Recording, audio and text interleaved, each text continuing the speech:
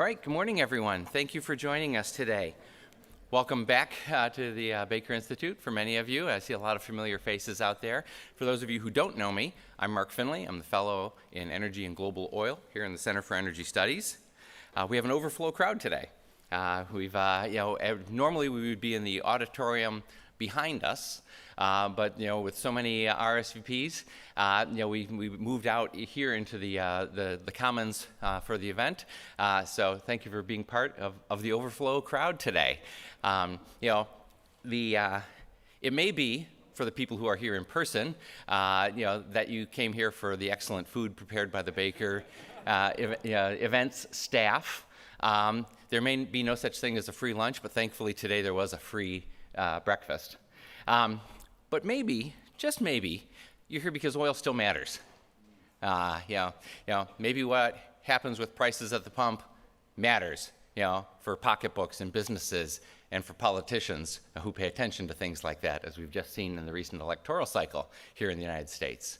And these events are watched with interest, not just here in the United States and not just here in Houston, but all around the world in places as diverse as Beijing and Moscow and Riyadh. And maybe, just maybe, you looked at the speakers for today and said, I can learn something here. And we do have a world-class array of speakers joining us today. I won't bore you with all the details. Their bios, full bios are available in the program online. But very quickly, joining us via Zoom from Paris, Toro Bosoni is the head of Oil Industry and Markets Division at the International Energy Agency. Also joining us in person today, fortunately for us, Dean Foreman on the your far right, my far left, Chief Economist at the Texas Oil and Gas Association, and Claudio Galimberti in the center, who is Chief Economist and Global Director of Market Analysis with Rystad Energy. I've asked each of our speakers to begin with some opening remarks, maybe 10 minutes each, and then I'll moderate a discussion which will include your questions. And without further ado then, Toro, welcome, and the floor is yours.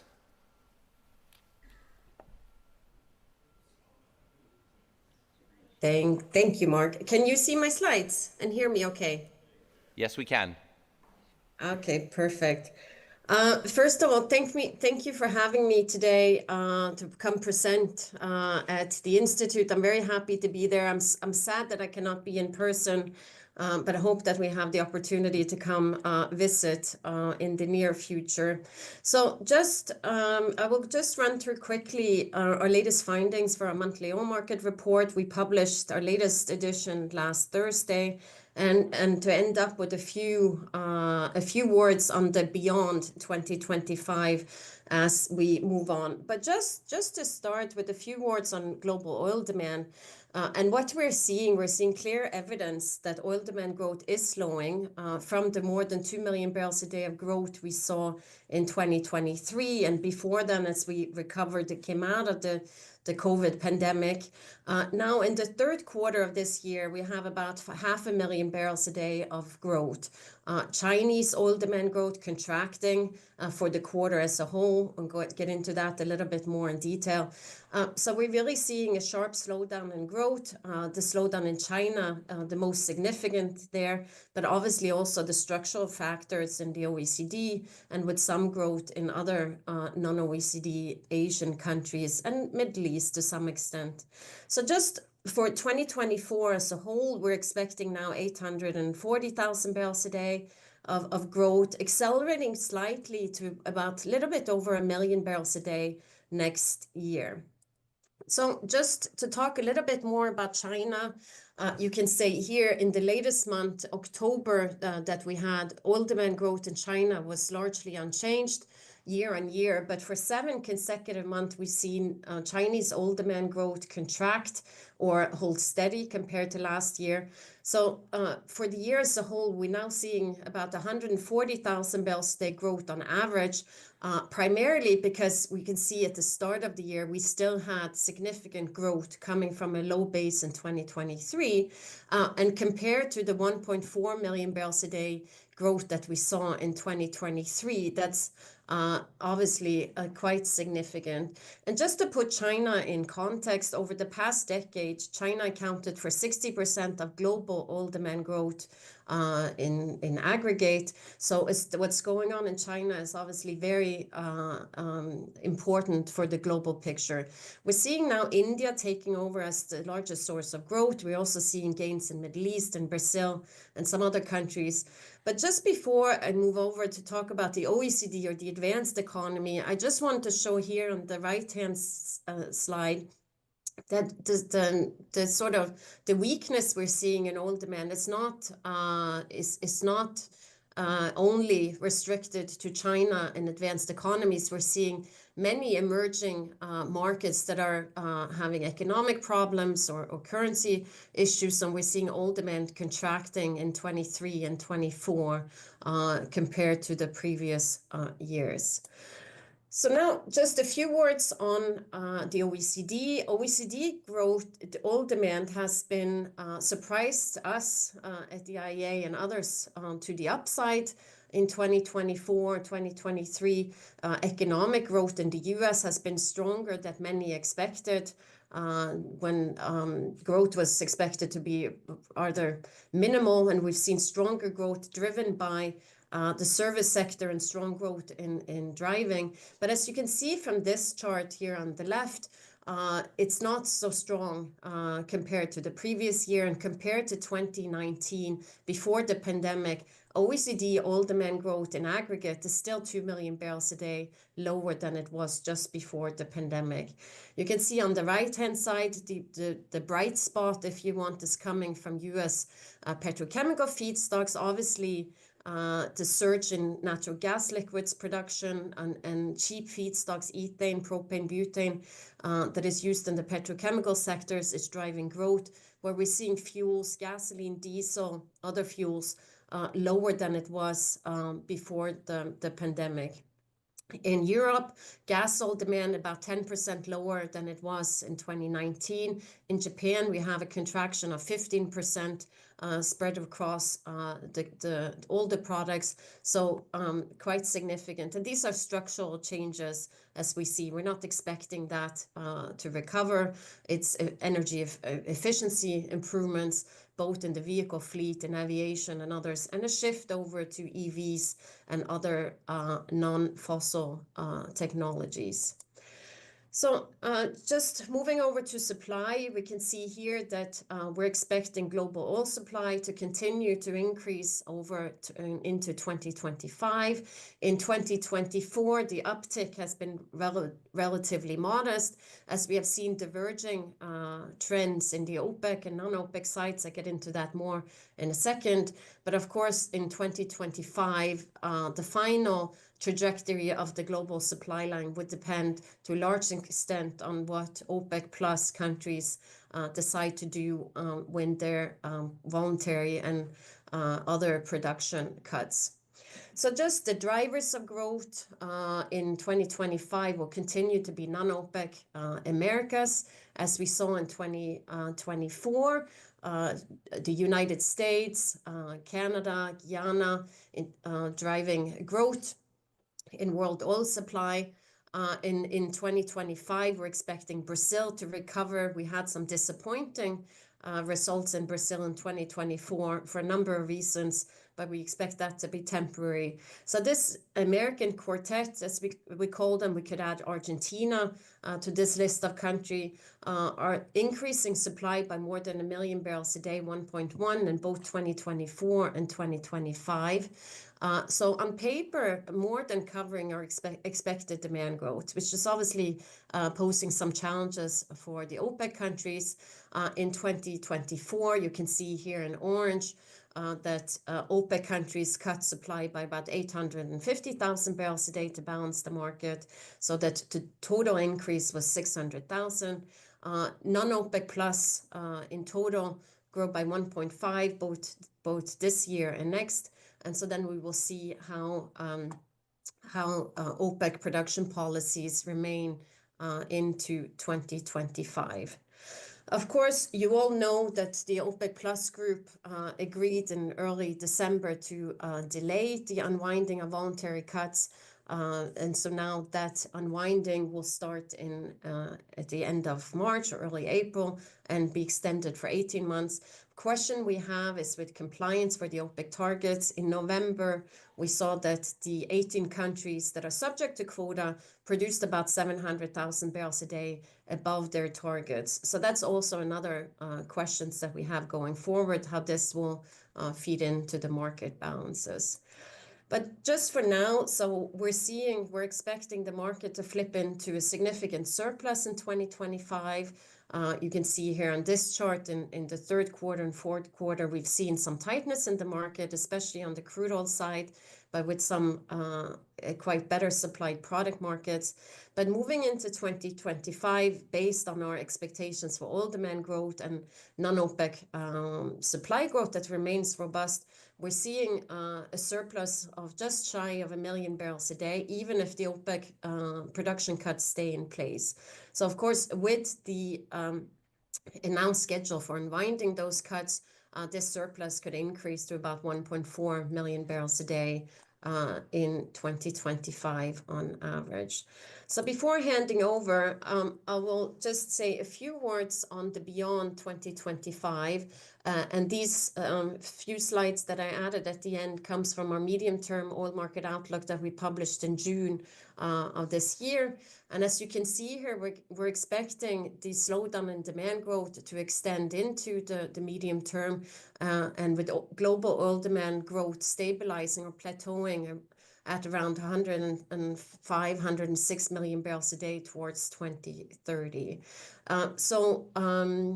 We have a small decline towards the end of the forecast period, where it's really the petrochemical feedstocks that are continuing to grow, whereas the fuels go into decline. And we're seeing advanced economies, especially in Europe and the United States, declined over this period, but with continued growth in emerging Asia. On the supply side, we're seeing the capacity building also losing momentum towards 2030, but still the capacity buildup we see exceeds expected demand growth. So as a result, we're seeing spare capacity or notional spare capacity increase from about 6 million barrels a day currently to perhaps about 8 towards the end of the decade if the projects stay in place, if they go forward as companies have outlined. And that's obviously such a cushion could obviously challenge OPEC market management or US shale. So with that, I finished my presentation. I'm happy to take questions along with the other presentations afterwards. Thank you. Thank you very much, Toril. And we'll now move on to Claudio, please. Perfect. Very good.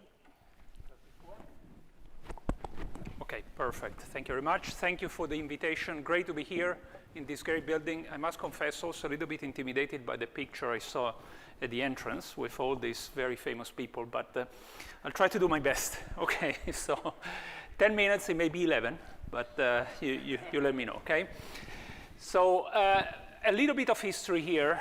Most important thing right now when we talk about the market is OPEC. OPEC has been really a source of stability, specifically in the phase that I call OPEC 4.0, which started basically 2-3 years ago. A force of market stabilization with production cuts, but also with a little bit of an increase in product export. And also for them, very important to keep the market in backwardation, which they have managed to do, and even in this, as Toril was pointing out, this oversupply environment. Let's see what they have done. So on the left-hand side here, I have a chart that shows their compliance, extremely compliant, even in 2024, where we actually saw, and you can see this on the right-hand side of my chart, there have been a take within the countries, and the reason was that we have the usual non-compliant suspects, Kazakhstan, Iraq, and even Russia, right? So Russia is, of course, we all remember what happened in 2020, right? Just before the pandemic, there was a 2-month price war between Russia and Saudi Arabia. In order for OPEC Plus to work, Russia and Saudi Arabia need to get along. And if Russia is overproducing, that's of course, a problem for the whole organization. But Kazakhstan and Iraq are probably going to be a problem in 2025. And the reason is that, look at Kazakhstan production. So it's supposed to go up from 1.8 to 2.1. So they need to make room for that. And look at what is the share of NOC, of total production by the NOC. It's the NOC, the National Oil Company, the one that is more adept at tweaking the production up and down. Saudi Arabia is 100%, right? So it's all Saudi Aramco. In Kazakhstan, it's only 30%, so 70% belongs to the international oil company. So it's more complicated for them. UAE too. UAE is supposed to also increase production. There is some good news about what happened in the last OPEC meeting. But you see that they've been increasing their product export, not just their crude export. And a little bit of a problem, but it was addressed in the last meeting, was that there are new project starts up, and they amount to 100,000 barrels per day. This is very important because what OPEC has done for the past 5 years has been to increase their product exports. So OPEC is not just a supplier and exporter of crude, but it's more and more with all the refineries that have been commissioned in Saudi Arabia, Kuwait, UAE. They have become a provider of products, an exporter of products, and this is going to become more and more as Europe retreats from oil. And that, of course, closes down refineries. The supply of products in Europe will come from primarily the Middle East and India. Now, important what happened in OPEC, we all remember, but just to bear in mind, 1.6 million barrels per day announced of cuts, and is postponed to 2026. 2.2, this was the important one.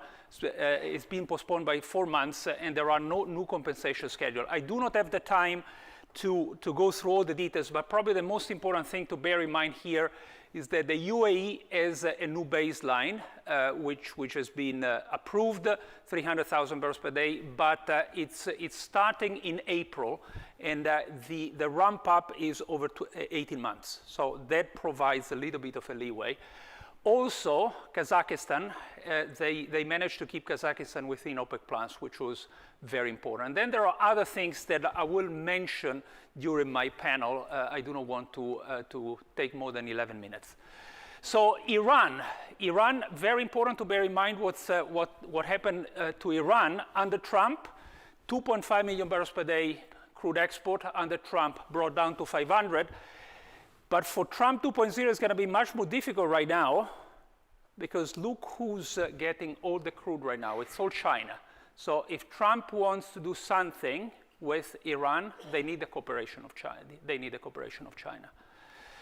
The other thing is that, of course, what happens if Iran goes down to zero? Well, we have a lot of spare capacity. On average, 3 to 4 million barrels per day more than we used to. And it all sits in Saudi Arabia and UAE. So it's very important to understand that the reason why, under all this geopolitical mayhem that we have had in the past 2 years, the reason why the volatility of oil has remained relatively low, the implied volatility, and the price has not gone to 140 is here. We have all this spare capacity, and the traders and everybody knows that if there is a big supply outage, 4 million barrels per day, 5 million barrels per day can be brought in line within 60 days. This is very similar to what Tori was showing. We have similar numbers at Rystad Energy. So in terms of total supply outlook, so we see that we have, of course, with OPEC right now, you see that OPEC will keep the production low until the first quarter of 2025. But then after that, they're going to bring it back and look at how much supply due to OPEC is going to come into the market in the second half of 2025. 4 million barrels per day growth, huge, huge. The market will be oversupplied if OPEC Plus decides to bring back the barrels. And of course, non-OPEC excluding US, that's the Americas, right? So Brazil, Canada, this is a lot of barrels coming through that, and the United States is still a big supplier of growth. There's going to be a huge increase of production in the United States also in 2025, 400,000 barrels per day. So see there, these are the names that we need to remember: Canada, Brazil, Norway, Argentina, and Guyana. Guyana not next year, but starting 2026, we're going to have also Guyana again growing. As far as the US is concerned, the growth has been primarily Permian, right? Albeit in 2023, we had some growth in the Gulf of Mexico, and we will have again growth in the Gulf of Mexico in 2025, 100,000 barrels per day. Apart from that, it's been Permian, Permian, Permian, Permian. And it's going to be 400,000 barrels this year, probably next year, and probably 200,000 barrels per day growth in 2026. So we are close to a peak in US production, despite what Trump has been saying, right? Drill, baby, drill. And then Bessent said 3-3-3, right? 3% growth, 3% budget deficit. Good luck with that, probably. And 3% and 3 MBD growth in the United States. Is that achievable? It depends on how you count it. If you count everything, oil, NGLs, and dry gas, then yes, but it's going to take 3 years. Okay? If you just count crude, the answer is probably no. It's not going to happen. Albeit, we have run, and this is just published yesterday, we run some scenario in which you see that Permian, under some circumstances, we can grow by increase on top of what's already there by 200,000 barrels per day. I'm afraid I need to skip through some slides, otherwise I won't get to the end.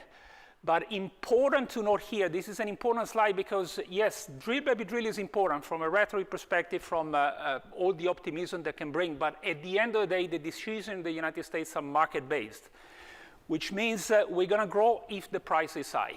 Otherwise, that's not going to happen. And if the price is between 70 and 100, which is our own forecast, then only Permian is going to grow, and it's going to be between 200 and 400,000 barrels per day. If you really need to see huge growth, then you need to see 100 barrels per day, $100 per barrel, and probably that's not what Trump wants because of the gasoline price that Mark was referring to. Something can happen in terms of sanctioning, but this needs to be on the federal land, and this is primarily in Delaware, New Mexico, and in the Gulf of Mexico. Sorry, I need to run through my slide here. I just need to cut to the chase, which is what do we see in terms of oil demand growth? Similar to what Tori was saying, we have a slightly higher number. In 2025, we see 1.1 million barrels per day growth. You see that even in 2026, we see 1 million barrels per day growth. So there are some parts of the world where demand is plateauing. Gasoline in China, it is plateauing, and it is because of EV. But that is just 5% of total oil demand. So the rest is still growing. Diesel is still growing around the world. Petrochemical is still growing, albeit clearly we are not seeing the growth that we saw last year. Last year it was 2.2 million barrels per day. This year is less than half. So what about, this is important to bear in mind that in 2024, the total growth in crude and condensate globally, thanks to OPEC, was zero, okay? Next year, if OPEC decides to bring back production, it's going to be 3 million barrels per day, close to 3 million barrels per day growth. And the oil demand is going to grow only by 1.1, between 1.1 and 1.2. So let me just wrap it up. Looking at supply and demand balances, we see a picture, specifically thanks to OPEC, we now see a total supply and demand liquids balance, which is less oversupply than we had in November. This is the latest that we published just yesterday, but it's still oversupply. You see, starting in April, we're just going to see inventory builds. So again, what OPEC needs to do if they want to see backwardation in the market, they probably need to extend again. And this is the picture as far as crude is concerned. Both crude and product contribute to the price formation of Brent. More products, more total liquids than just crude, but crude is important to understand also the refining margins. So you see that the picture for crude is less long, but still long, specifically in the last quarter of 2025. And this is our price forecast. So what we see is a narrow range, the same range that we have seen pretty much during the OPEC 4.0, the past 2 years. OPEC has been really managing the market extremely well. We have to say extremely well, being able to affect in the price formation. So what we see is a bullish picture because our price forecast is above the forward curve, right? So if you're a trader, you believe our price forecast, then you take a long position here. And if we have OPEC Plus extend the cuts in the second half of 2025, then the price can actually go up closer to $80 per barrel. Let me say just one last thing regarding the longer term, right? So this is, we published this a couple of months ago. Important to bear in mind that when it comes to the transition, there is still a huge uncertainty, right? So probably we are getting to a point at Rystad where we believe that, of course, there's going to be a peak in oil demand that we probably think is going to be within the next 6 to 8 years, and it's probably going to be around 110 million barrels per day. So we still have something like 5 to 6 million barrels per day growth, but there is still a huge uncertainty all around that. And of course, the election of Trump has thrown some of all the regulatory framework around the world a little bit in jeopardy, specifically when it comes to the transition away from oil. 11 minutes? 12. Okay, done. I'm done. All right. Thank you. Thank you, Claudio. Dean. All right, thank you.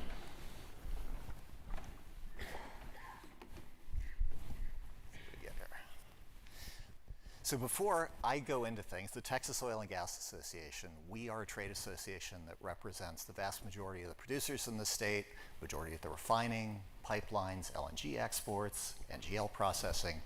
We interact a lot with the policy environment here. And as you're here listening, you all may be experts in oil market outlook fundamentals, how it interacts with the price, what all these things mean as you're reading the tea leaves. As I interact with a lot of policymakers, I'm going to try to decipher it, but we are a primary source on Texas data, so we put out forecasts to the month on Texas production of oil and gas. We filled in a lot of the missing statistics and made it more timely. I also have a macro view that we publish, and I'm not going to go into that in the presentation, but to reflect on the prior two. What is interesting to me is that you're showing in the first quarter net global stock withdrawals, despite everything. The EIA, the Energy Information Administration, the IEA, Rystad, they generally agree in terms of direction of where it goes over the course of the year. Supply growth coming, and you've got a slug, over 1 million barrels per day of new supply next year coming from Guyana, Brazil, Norway, and Canada. That pressures OPEC, and then this OPEC and OPEC plus policy decision becomes really critical to what happens with prices. But it is interesting that in the December short-term energy outlook from the EIA, they have net stock withdrawals shown in this month's outlook of 600,000 barrels per day through the first quarter. And a lot of the information in the modeling really is only good for a quarter or two. So these assumptions as you go further out, the less information is embedded in futures. And it's been remarkable to me that to the day, think of all the headlines. We've got the dollar, the US dollar at the strongest exchange rate ever this last quarter.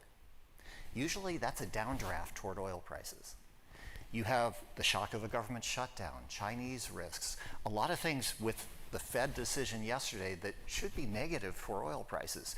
But yet to the day, we're sitting here above $70 a barrel. So think about that as we go in. Now let's talk about Texas's role in this. I will go through the slides to break it out, but we are at or near record levels. 5.8 million barrels per day of oil production, 4 million barrels per day additional of natural gas liquids, over 33.2 billion cubic feet per day of natural gas. As Claudio said, it's right. It really is the Permian Basin that's been hitting on all cylinders. When we look at oil and gas on a combined basis, the Permian is the only one that's had substantive growth. To put it in context on the natural gas side, where this is associated gas coming with it, it's grown over 2 billion cubic feet per day, actually 2.3 year on year so far this year. The US as a whole, only about 0.5 billion cubic feet per day. So it's compensating for large declines in the Haynesville, throughout Appalachia. It just continues to attract investment, M&A. productivity gains. The productivity gains that we'll focus on are absolutely amazing. So Texas' position, it continues to go.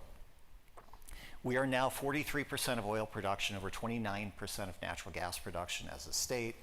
The strong productivity gains are rooted in technology. It's not AI per se, but it is the real impact. It's both financial and technical. The technical side of it is a change in how data analytics have been used. So in the past, maybe, pick a top consultant, comes in and says, I think, based on my experience, so-and-so happens. You should do X, Y, and Z. Today, data visualization is changing the decision-making process through the service companies. It's telling them in real time, with learning, what to do, and they're doing it better. And there's a behavioral change where companies used to focus on, mine is bigger than yours. I'm going to brag to Wall Street that I've got the biggest initial production out of wells, and I'm not going to pay so much attention to the decline rate in those wells over time. What has changed in the recent years is a focus on the ultimate recovery of resource and the recovery factors and the efficiency through the chain. So with this, and we will go into the financials of it, there's been a behavioral change that when we've been asked to talk about drill, baby, drill, it really, it sounds hollow because it doesn't go against the behavioral shifts that I believe are structural within the industry. Now, here's Texas as a whole, so, and the Permian Basin in particular. Adding up, roughly 70% of the Permian Basin falls into Texas, the other is New Mexico. You've got Eagle Ford, Haynesville, the Anadarko Basin, but everything's continued to grow except for at the state level where it's continued to grow on a combined oil and gas basis, despite the fact that we're using fewer rigs, and this is the productivity gain that we've been talking about. So in EIA's view, the Permian itself is up 3% year on year. Depending upon whether you look to the month, it's actually higher. If we go back and look at the Eagle Ford, it's had a mixed year. The Haynesville has declined. The Anadarko Basin has declined. So it's a mixed picture, but it tells you that there's an activity level in the Permian that continues to reward the activity there. I mentioned the 43% of oil and 29% of natural gas in the US coming from Texas. You can see here with crude on the left and natural gas on the right that these shares have continued to increase, to just edge up over time. And this is the importance of Texas. It's from North Dakota for oil and for Appalachia for natural gas. The cumulative effect of the last 4 years of administration of just really difficult times trying to expand pipeline capacity. Texas, New Mexico, the Gulf Coast is where you can continue to invest and have more predictable returns as a result of it. The productivity gains that I mentioned that are rooted in technology are shown here by Texas Basin, the blue showing the Permian trend. The Permian's been remarkably consistent here. The Eagle Ford, also consistent and strong, but not quite the same in terms of cost effectiveness as the Permian for getting the resource out. In the Haynesville, in EIA's estimates here, has some irregularity, right? It's dropped off a lot. Firms have shifted where they're drilling. And the amount of drilled but uncompleted wells, the inventory of those to queue up in sequence with prospective LNG exports, it's an inventory problem. So there's also that for dedicated dry gas drilling, which is predominant in the Haynesville, versus the more associated gas coming in the Permian, and the Eagle Ford being between those two with a lot of wet gas, but some oil as well. For the industry, we monitor the most recent data of employment by detailed industry sector across the entire value chain. 60% of the employment gains in the state have been modest, 2.7% year on year as of the second quarter, which for census are the latest data that are available on a sectorial basis. The upstream's done pretty well here. The downstream and midstream continue to grow. The pipeline sector in particular has been almost 40% of the gains. So that's really what's been driving it. The wage growth is usually at a good time faster than the employment growth. You see some escalation, but the gap, when things are hot, the gap's a lot larger. And here you've got wage gains of 6 to 7% versus employment that's about half that. So this is a sign of a healthy industry, labor market availability. It's continuing to go along, not much different than the overall rate of inflation. Now we've been asked to compare drill baby drill, the moniker of that, with regulatory costs of compliance. And I want to take this apart because, there are lots of different forms of regulation. The biggest one is the EPA's waste emissions charge or methane emissions fee that's a current debate right now. On one hand, I'll tell you from an industry perspective, we've never had affirmative methane regulation that kind of sets the rules of the game. This, for the first time, gives predictability to the industry of how to go about addressing methane emissions. If I do these things, if I monitor it, check, you can't come after me. And in fact, I can make a case that I'm meeting or exceeding these standards and I'm doing everything to be a good corporate citizen at the same time as I'm growing the business. On the other hand, we have Wayne Christian at the Texas Railroad Commission who's publicly said this will shut in 10,000 wells. These fees are, if you just translate the $900 escalating to $1,500 per ton for methane, this comes back to about 20 cents per million BTU. It can go up to 35 for natural gas. And you're talking about a range of, about a quarter to 60 cents per barrel on oil. For oil, it's kind of lost in the rounding. It's not as methane intensive. Natural gas is methane. So if there's any leakage in the system, this is prospectively big. And when gas is, today looking out the window, the futures, and we're sitting in winter, are 350 per million BTU roughly. But it wasn't just a couple of months ago. And keep in mind, from July through the entire third quarter and the front of the fourth quarter, when you adjust for price inflation, we had the single lowest natural gas prices since gas was deregulated in 1993. The finishing of that, the PURPA and other processes that changed it. So we don't have anything lower. This is about as good as it gets for natural gas in terms of prices. If you are a small producer and keep in mind the definition of a facility for this purpose, they add up all of your wells. So it's not just an individual well. To have your minimum 25,000 tons of emissions here, you'll be subject to it. And for a lot of small producers, this is meaningful. If you've got $2 per million BTU gas, this is 10% off the top or more. So I mentioned 10,000 wells from Wayne Christian, the Texas Alliance of Energy Producers, Carr Angum and that group. They've said it could be as many as 50 or 60,000 wells shut in.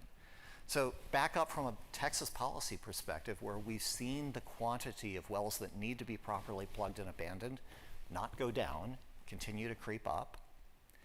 Through the shale revolution, we have, it's much like a baby boom population, right? The early end of the shale revolution, we have a population of wells that's aging, that's maturing. There will be an increased population that needs to be properly plugged and abandoned. And here now we've got this federal fee on top of it. Wham. And for a small company, this can be the difference between shutting in a well or having to shut in a well. And it's an issue that the industry is very well aware of and we're trying to get ahead of. But it's a challenging one because it implies a lot of change. Now, there are two things. It's not just the fee. It's the emissions monitoring requirements. So how do you monitor and mitigate it? Those add significant additional costs, and especially for small producers, this is an issue. Now, the counter to that is that there's some federal funds available to help offset that. So how this nets out is one of the uncertainties. It's interesting to look at the returns of the industry. Okay, I'm going to wrap this up. Returns of industry, Trump administration 1, recent years basically matching the S&P 500. This is the operating margin for the industry compared to the overall S&P 500 index. I wouldn't predict past performance is not indicative of future results here, but we always trailed up until the last 4 years where the change in behavior has basically helped it catch up. The change in how the regulatory environment interacts with finances, that's going to be an interesting thing to sort out. The last thing is there's a lot of focus on trade and tariffs. I'm breaking out here the trade overall and the deficit that we have as a state. I was surprised actually because I track every week, every month, the data showing the huge energy surplus that Texas has in terms of exports. Overall, we have a trade deficit, and the majority of that's with Mexico. And you've already seen the positioning of the trade debate using immigration as a crowbar into that. But this also says that this is meaningful. When you've got a $90 billion deficit roughly with Mexico as a state through the first 3 quarters of this year, a lot of this is sitting through the manufacturing value chain, but that's federally perceptible. There's going to be a focus on this and how we as a state deal with trade and tariffs when politically it's going to be necessary for other countries to retaliate. They politically cannot let us have a tariff. It's going to mean that This, to me, is the biggest issue. So we've got a super strong dollar. It's reacting in part to this, flight to safety. There's a lot of uncertainty. We need to see what happens with good financial policy, good trade policy. Thank you. Thank you very much, Dean. We'll now move into, I'm going to ask a couple of questions of our panel just to get the ball rolling. I believe that we have a microphone for questions as well, Melissa. So we'll after, so I'll give you a few minutes to think of your questions by seeding a few on my own, and then we'll turn to the audience. So let me start with, a general question. OPEC began cutting production in 2022. There were a round of formal quota cuts. Then there was a round of voluntary cuts. Then there was another round of voluntary cuts. You all mentioned, or Toril and Claudio, you mentioned that OPEC has plans that they've now delayed 3 or 4 times to unroll only the last tranche of voluntary cuts, meaning that they're facing the prospect of carrying the first 2 rounds of cuts beyond the end of 2026. Historically, this doesn't work very well. At some point, historically, the group, and in particular Saudi Arabia, gets tired of giving away market share to other participants and internal cheating, and the result is a price war.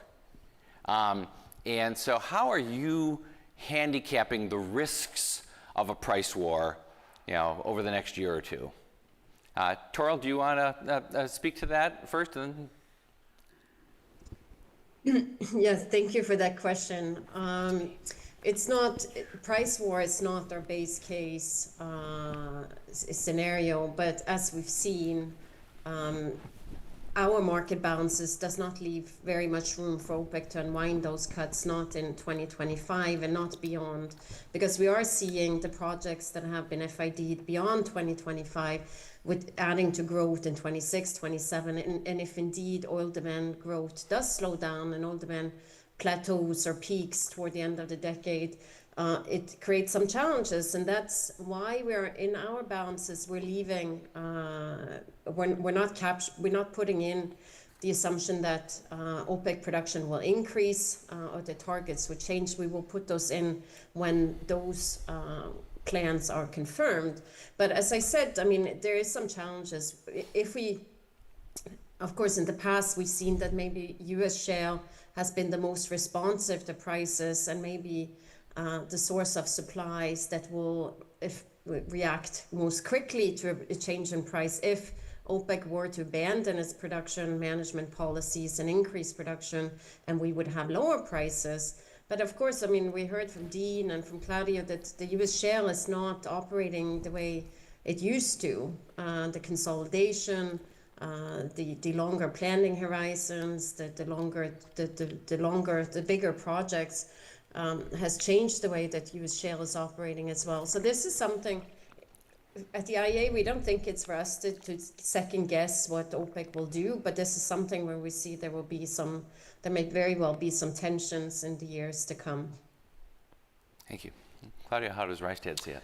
Yeah, so we, our default, well, first of all, we're not second guessing OPEC. So when it comes to the balances, we go with their statement. But of course, we do debate what options does OPEC have. And if you think about it, I mean, it all boils down to the elasticity of supply, right? And if you look at the projects that are coming online, deep water, those are inelastic. So they will come in no matter what. So this is the deep water in Brazil. You have Canada, oil sands. Then you have the U.S. Permian, and I showed the slide earlier, right, that showed that we have slight growth between 70 and 100, and not so much decline below 50. So, and we had a taste of that back in 2015 when there was the last price war. So the question is, you are going to engage in a price war knowing that you will have a strong contango, means probably prices in the $40 per barrel, right? What is the gain that you get? Because you would need to compensate the declining price with the gain in market share. We saw that in 2015, it didn't happen. But there is a silver lining for OPEC, which is if you look at the very long game, not just the game in 2024, 2025, 2026, but really the long game. I had one of the last slides I had demand. I should have shown you also the supply side related to that. By 2030, you only have OPEC growing. So the supply will only come from the OPEC countries, which means that for them, it's just a matter of waiting a few more years. Now, it's very painful, of course. But consider that if you compare what Saudi Arabia is doing right now, Saudi Arabia is really the kernel of all the mechanisms there, along with Russia. But they're producing 9 million barrels per day, right? So their total potential production is between 12 and 13. So they're leaving 3 million barrels on the table. They wouldn't produce it at 13 either, because at 12 either, because it's too much, right? They would be producing probably at 11, right? So they're leaving arguably 20% on for the benefit of the market. But if you compare it to what they did in 1980, they went down to they went down 65, 70% of their production. So they're not doing anything like that. So I think that the pain they're going through right now is more than compensated by the ability of them to keep the market where they want it to be, around $80 per barrel, $70, $80 per barrel. But I do see one key risk, which is the non-compliant countries. So this is really what unnerves the people when you need the cooperation of all the members there. So watch out for the likes of Kazakhstan and UAE in 2025. Mm-hmm. And I'm sure it's a lot of consolation, for decision makers in places like Moscow and Riyadh to say, "Oh, don't worry, by 2030 things will get better." But they're not too bad right now. That's how, Dean. I thank you for putting together some the discussion about the cost of regulation. I specifically asked Dean for that, given his unique role here. You mentioned that first I want to make sure I understand. You said that cost that you showed was purely the social cost, or the cost of methane mapped into the production. Is that like any methane molecule? It's the methane fee, and then coupled with that are the costs of monitoring and mitigation. So both of those are included in that estimate of the cost that you showed? It's added up. They're shown separately, but yeah, it adds up cumulatively to over 50 cents per million BTU for natural gas. Okay, and you had mentioned that other industry representatives and regulators said 10,000 wells would shut in. The policy's been in place for a year. How many wells have shut in? Well, it was retroactive to May of this year, and it's hard to know exactly who's complying and who's not at this point. So I think it's going to be next year before we get more transparency about exactly how this is rubber hitting the road. Mm-hmm. And you're not seeing any early indications of that in the gas production aggregates? I haven't, in terms of, we continue to hit records in terms of production, but again, most of it's the associated production, and the Haynesville numbers being off 11% year on year in terms of production are a significant downturn. Right, okay. All righty, thank you very much. So let me turn to you all for questions. Melissa, have you already handed it out to someone? Okay, I see it. Can I, by the way, before we get started, this is a very well-informed group with, I'm sure, a lot of strongly held views. May I please ask, in the interest of time, to keep your questions succinct and in the form of a question. Thank you. That's it. Yes. Question I have is, you mentioned a little bit about Russia.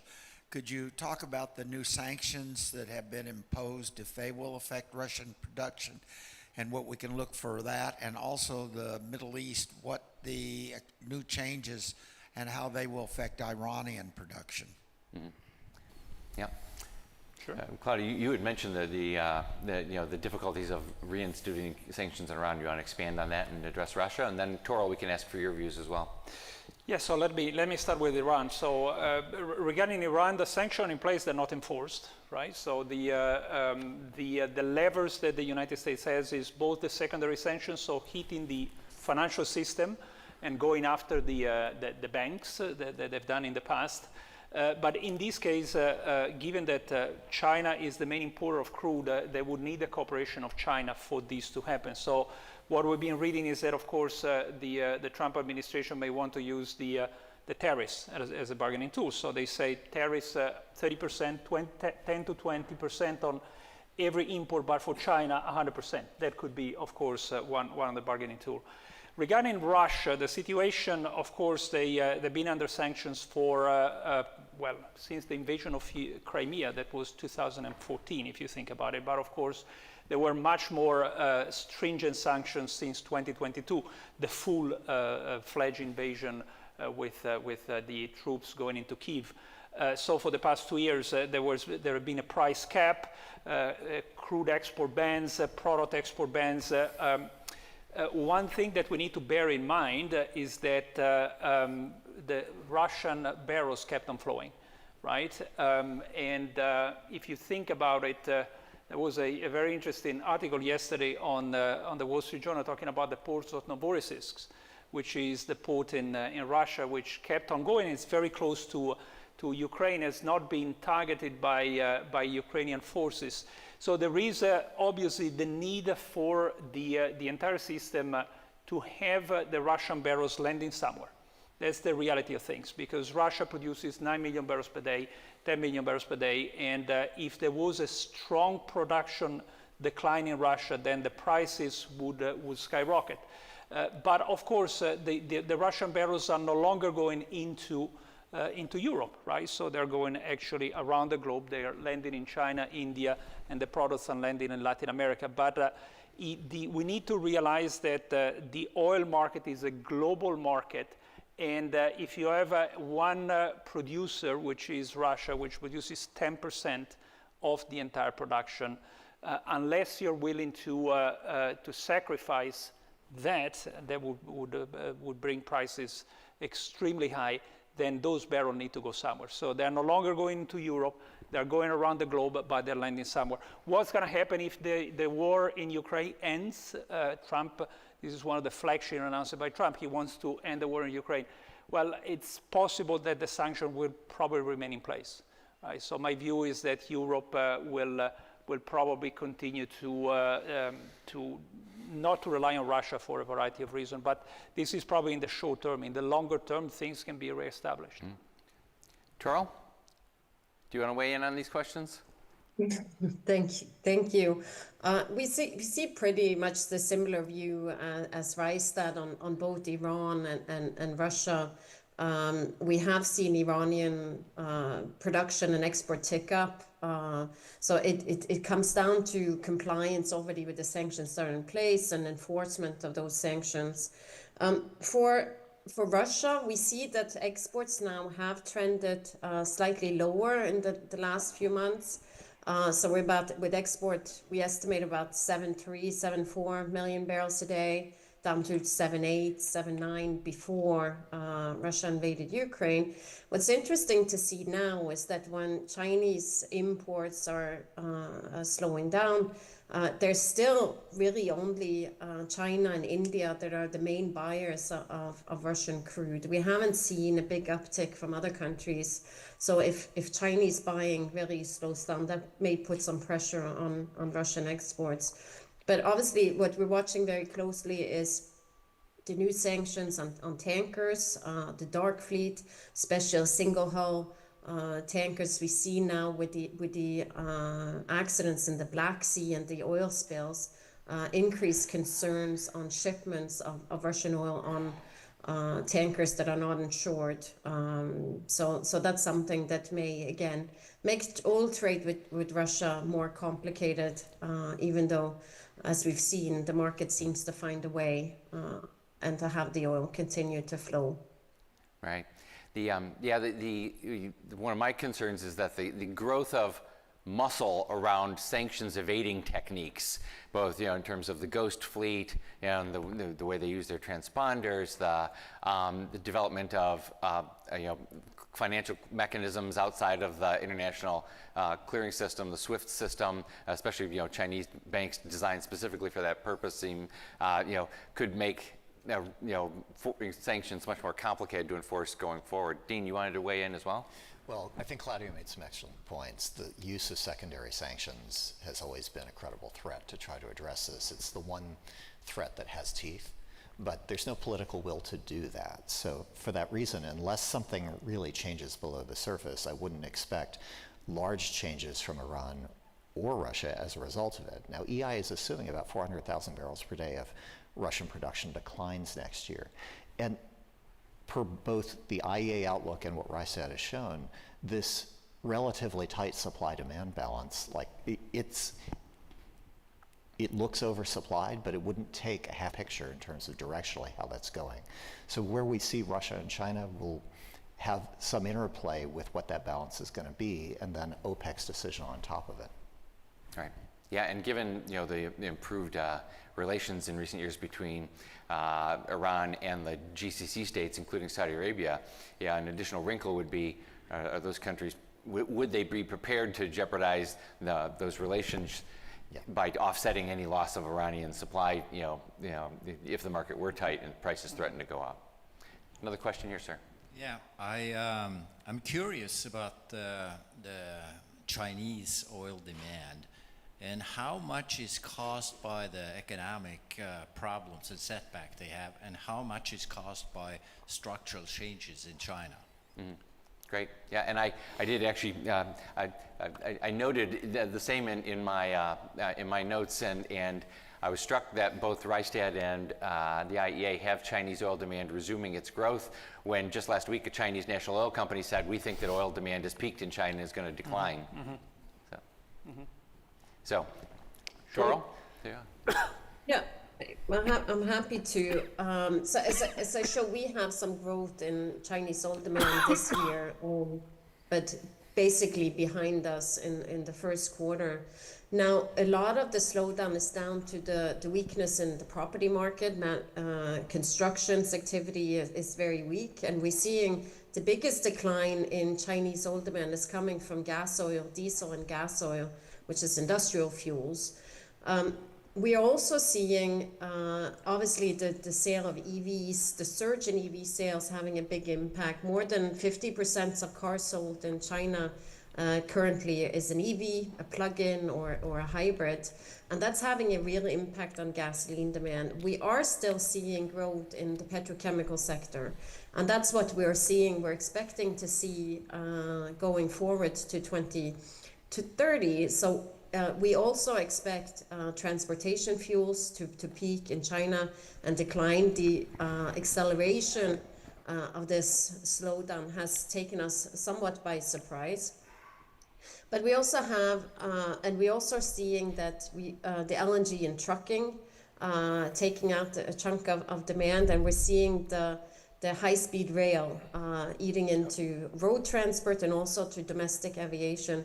So our view is that about 400,000 barrels a day of demand this year is displaced by EVs or trucks and high-speed rail. But a big portion is the slowdown in the economy and the shift in the economy over to less manufacturing intense sectors. So going forward in the medium term, we do still have some growth, some marginal growth in China coming primarily from the petrochemical sector, some in jet fuel. But yeah, so not very much different than what CNPC and Sinopec has announced in their longer term outlooks. Yeah, excellent points by Tora. I agree with all of them. A few things just to bear in mind: oil demand is 12 sectors, right? So everybody pay attention to EV. Of course, passenger transport is typically 25% of all demand in any given country. In some countries, probably 30%. In other less. But in China, we have more than 50% of the new cars are EVs. Therefore, we are forecasting actually peak in gasoline demand in China in 2026. We're also forecasting peak in total China's demand before 2030, probably in 2028, because there are many structural factors. The economy is becoming less dependent on oil, decreasing oil intensity, and so on and so forth.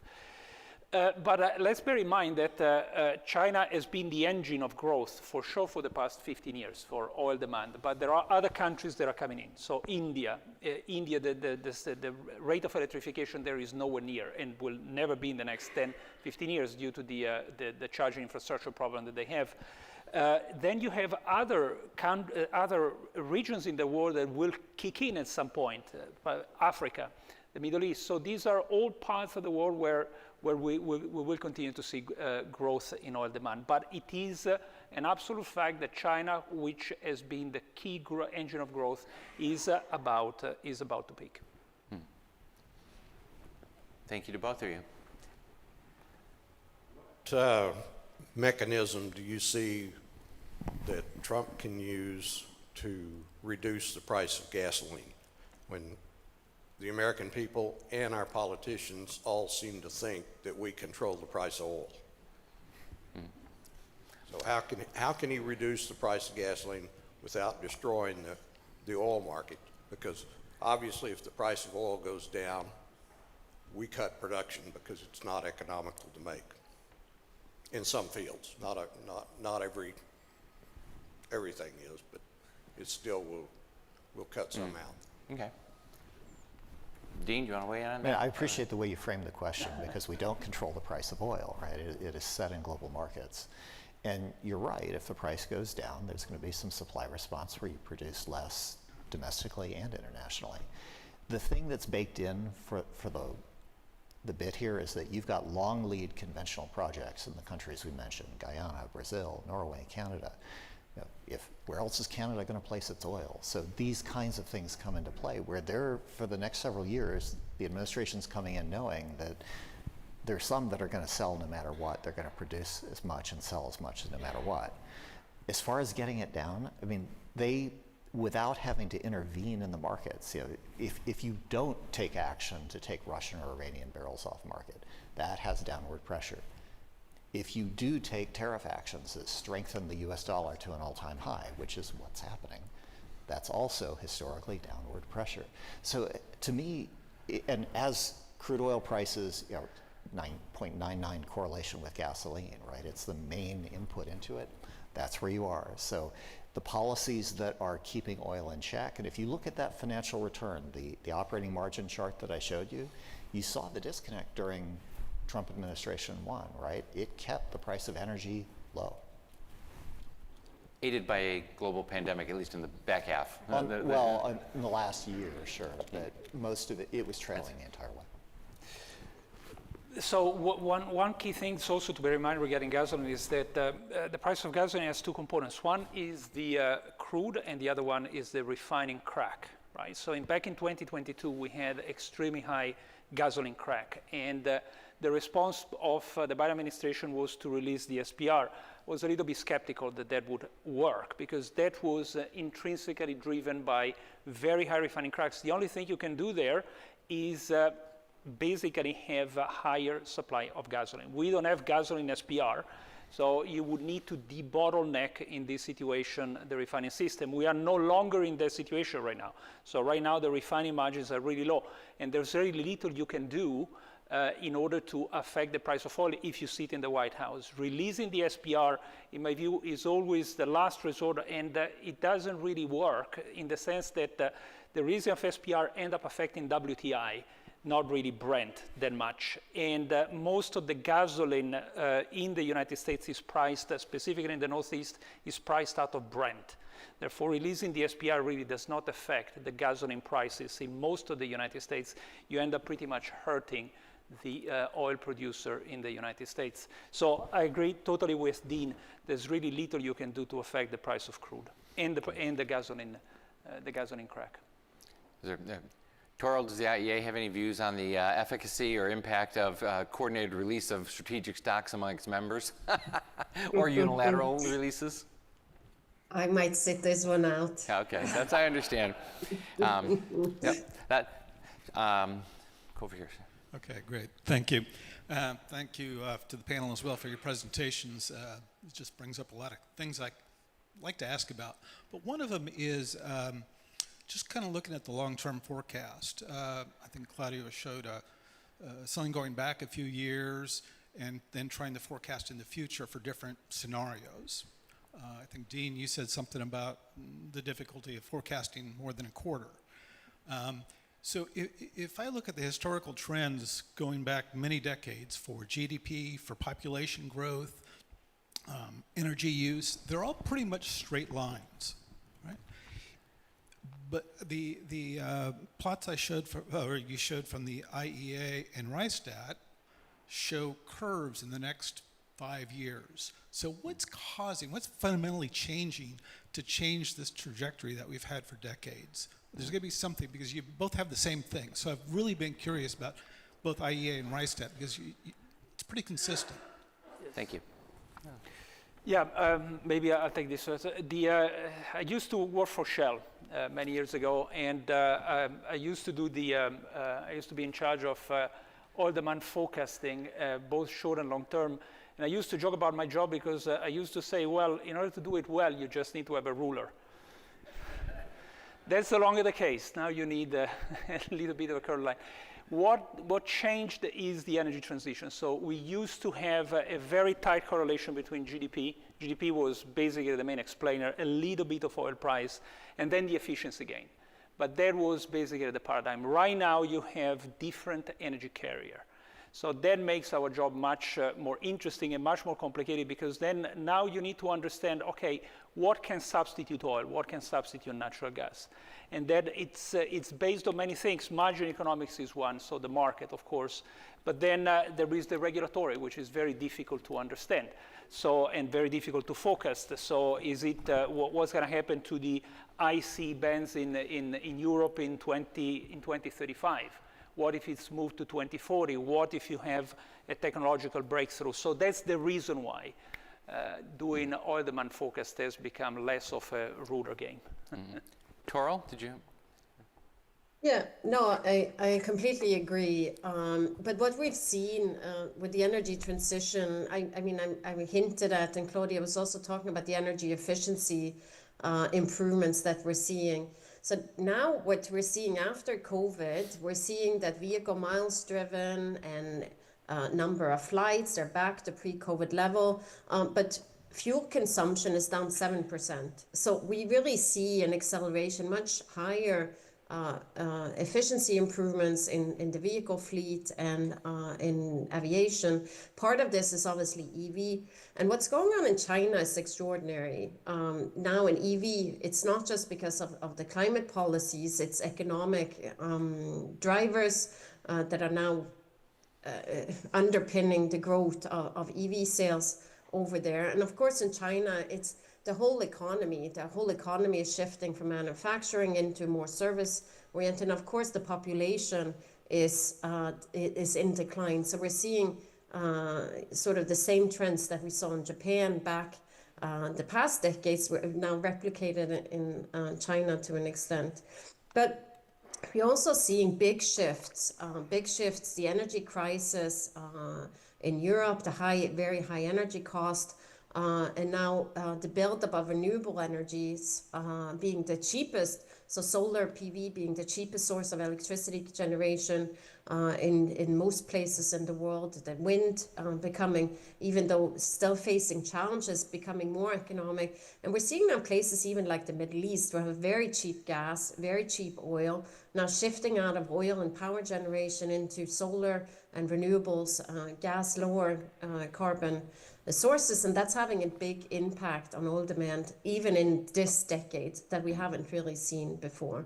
And lastly, with changes, behavioral changes, we're seeing working from home in the United States, in our estimates, taking about 500,000 barrels a day out of gasoline demand. It's quite extraordinary. We have less of an impact in Europe because people commute less by car, shorter distances and more public transport. But in the United States and a few other countries, we're seeing behavioral changes like this having a big impact on oil demand as well. I hesitate to generalize off of just developed economy U.S. kind of experience. There is, all the things that have been raised are factors, they're important, they're especially important in the long run.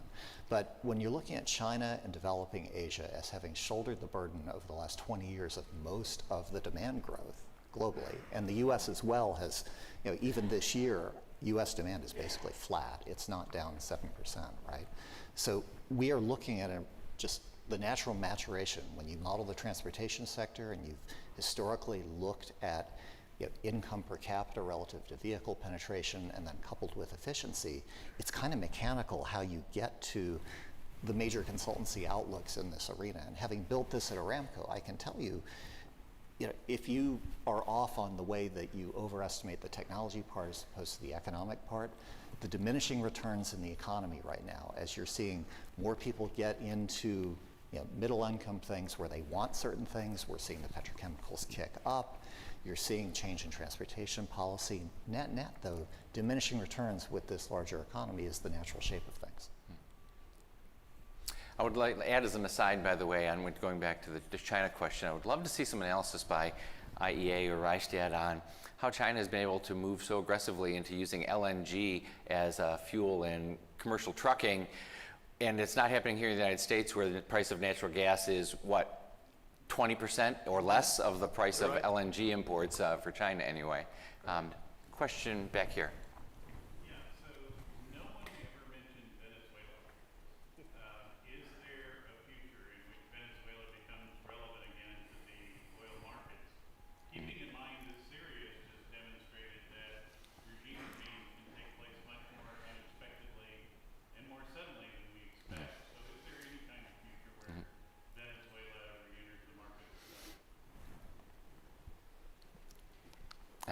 Do Toral or Dean or Claudia want to weigh in on that? Yeah, maybe just a few words. So Venezuela has the largest oil reserve in the world. Of course, they haven't been invested in oil for the past 20 years. And that's the reason why you have seen production declining from 4 million barrels per day to much less than 1 million barrels per day. So in the presence of a change in regime, it will still take years before the production resumes. And so it's going to be a long game, right? Yeah. So and that's, and before considering that, a lot of the existing infrastructure has been scavenged and taken apart. And our Baker Institute colleague Francisco Minaldi is here, and I'm sure he could give you, a much more detailed dissertation on the state of the Venezuelan industry and its prospects, at our next event, or when we break up. Let's see, one here, and then I think we'll have time after that for one more as well. So if we can keep it brief, please. Yes, sir. Thanks for your presentations today. Very insightful. One of the demand side questions I have is all of the power increases that are required due to data centers and AI and even the reliability of our electric grids. Does oil and gas have sort of an entrepreneurial opportunity to help itself in terms of providing for that demand? I'll be glad to take that. Dean mentioned that you mentioned over dinner that the Texas Oil and Gas Association is working a lot on power, so why don't you take that? Yeah, and I mean, Peter Hartley's in the audience. He does a lot in ERCOT too. We spend a disproportionate amount of time on electricity, actually. And it is an opportunity for the industry. Right now, Northern Virginia, that's the area that's attracting the most backlog of construction of data centers. And each one of these is going to require a half to a full gigawatt of power, right? You've seen some of the hyperscalers, the major generative AI data centers, say that they're going to go nuclear, but that's a next decade thing. So if you want today, and there was a news item yesterday where ExxonMobil was saying they'll partner with industry to try to create a more integrated solution. I will tell you from an oil and gas industry perspective in West Texas, where ERCOT is essentially a decade behind, and it took the legislature this year to bring about a Permian reliability plan that the PUC and ERCOT are implementing. You know, it's hard to catch up. You're behind on generation, you're behind on transmission. So if this is going to be realized, especially for Texas, we're going to need cross-industry collaboration between data centers, policymakers, the power sector, the transmission utility. All of it's going to have to work together to have an integrated solution. But natural gas is what can get you there in the short term. Right, and I would note several of our colleagues at the Baker Institute have done a number of deep dives into the ERCOT situation. Obviously, here in the United States, at least, virtually no power is generated using oil, so it's really more of a natural gas story, at least here in the U.S. Okay, final question. Yeah, firstly, I'd like to thank the panelists very much for sharing your time with us. There's been a little mention, or some mention of the influence of renewables. And my question is, looking back at what happened, particularly in Brazil in the late 70s and early 80s, there was a huge push with ethanol production, and it really changed the internal market there. We haven't heard much from the panelists about ethanol and the resurgence of that and its effect on the oil market. And I just wondered if you could share your views on that with me, please. Toril, do you have some commentary on the biofuels question? Sure. We have biofuels still providing quite a significant portion of global oil demand, about 3% or so. And that's mostly dominated by the United States and Brazil, as you rightly mentioned, but also increasingly on the biodiesel side in Europe and in Asia. And we're expecting to 2030, we're expecting continued growth, about 500,000-600,000 barrels a day, perhaps. But now we're seeing, obviously, there's a push for sustainable aviation fuels and other. Brazil and their G20 presidency, they're focused very much on sustainable fuels, including ethanol, biofuels, and so forth. But we see the restrictions with the current technologies. The feedstock will be an issue. We don't have enough feedstocks to go much beyond the pace of growth that we've seen so far, unless we go into second generation or very advanced biofuel crops with waste and so forth. So we do see growth, but it's by no means as big as many would like it to be, and there will be competitions from the different sectors for the feedstocks in our view. I did a little back of the envelope calculation with Ed Emmett, who many of you know, I'm sure, is a fellow in transport here at the Institute, that if we were able to manage to recycle 100% of the world's vegetable oil, it could be converted into roughly 1/3 of the world's jet fuel demand. And that's not even accounting for potential demand for biodiesel in addition to sustainable aviation fuel. So that question about feedstock availability at scale, I think is a good one. Claudia or Dean, did you want to weigh in as well? Yes, very quickly. I agree with Toril. One of the things I would like to notice is that so far biodiesel has been used primarily in passenger transport. As that is being taken over increasingly over the next 30 years by electrification, then we're going to see a shift towards those sectors that cannot be electrified, like, for instance, aviation and potentially even maritime. So these are the sectors where you still need a lot of energy density. So the electrons won't make it, at least with the current battery technology. And therefore, this is where we are heading sustainable aviation fuel.